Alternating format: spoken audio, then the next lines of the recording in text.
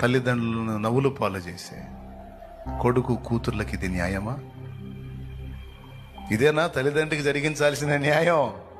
కన్నందుకు కని నానా బాధలు పడి నోటిగాడిది వాళ్ళు తిందామనుకున్న పదార్థం తినబోయేటప్పుడు నువ్వు కనపడితే వాళ్ళ నోటిని చంపుకొని నీ నోటికి అందించి పెంచుకున్నారే.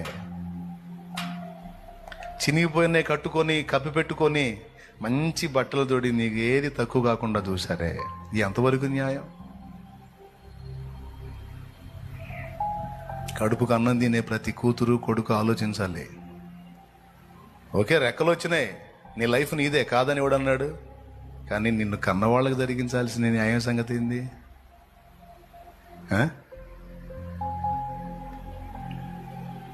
దేవుని న్యాయం,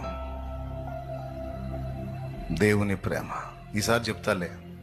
మూడవది దేవుని మెప్పు.